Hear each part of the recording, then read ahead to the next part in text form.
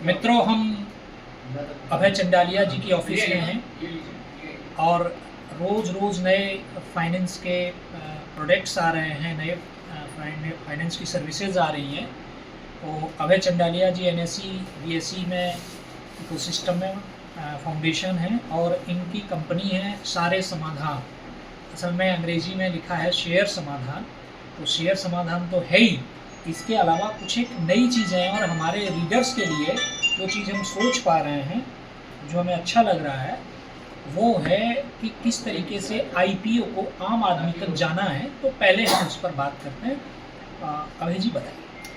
देखिए, अभी जब से SME का IPO चालू हुआ है तो आप बहुत छोटी सी प्रॉफिट के साथ छोटे से टर्नओवर वाली कंपनियां भी पब्लिक लिस्टिंग पे जा सकती है, और जिसका मिनिमम 1 करोड़ से ज़्यादा प्रॉफिट होना चाहिए 2 साल के लिए। छोटे कुछ भी नहीं होता है। और अगर आपका प्रॉफिट 10, 4, 5, 6 करोड़ 7 करोड़ रुपया है तो आपको 10, 12, 15 गुना की वैल्यूएशन मिल जाती है। मान लीजिए अगर आपका प्रॉफिट 5 करोड़ रुपया है और 15 का वैल्यूएशन मिले तो 75 करोड़ की वैल्यूएशन आ गई, और मिनिमम से मिनिमम 25% इक्विटी आती है और मार्केट मेकर मिला दे तो 26% डाइल्यूशन होता है। तो आपको 18-20 करोड़ रुपया पैसा मिल जाता है, जो आपकी जिसका कोई ब्याज नहीं, जिसकी कोई EMI नहीं, और जिसके लिए सिर्फ आपको मेहनत करके पब्लिक के पैसे को यूज करके आप अपनी तरक्की करें, कंपनी का प्रॉफिट बढ़ाएं। तो उस तरीके से अगर आपकी कंपनी बढ़ती है, आप एक्सपेंसिव रिसोर्सेज रख सकते हैं, कैपेबल रिसोर्स रख सकते हैं, प्लांट मशीनरी खरीद सकते हैं, एक्सपेंशन कर सकते हैं। ऐसे करके बहुत सारे जो डोमेन आते हैं वो उनको जो आप खर्च नहीं कर पाते हैं उसके अंदर में आपको ये बहुत बड़ा आपका बेनिफिट आपको मिल सकता है।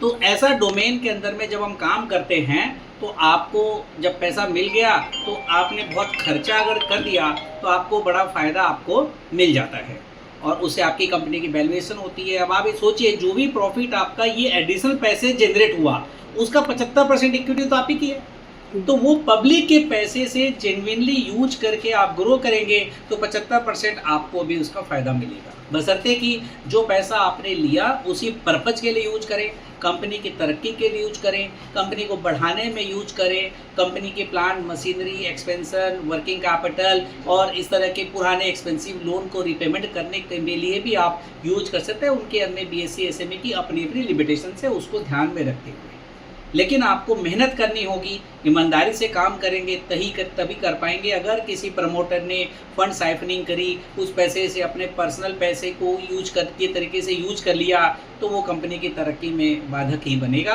और रहता जो वैल्यूएशन है उसकी वो भी बर्बाद हो सकता है।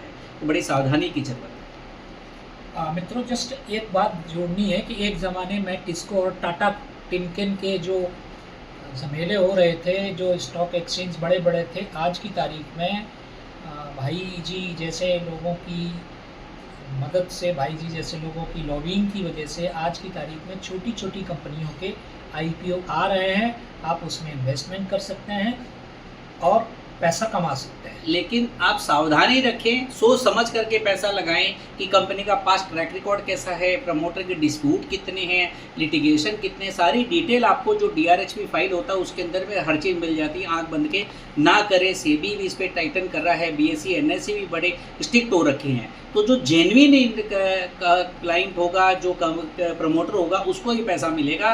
कोई ऐसे सोचे कि फर्जीवाड़ा करके वो करवा ले तो उस पर बिल्कुल भी पैसा ना लगाएं और उस पर सावधानी जरूर बरतें। प्रमोटर का बैकग्राउंड जरूर से देखें। बहुत बहुत धन्यवाद।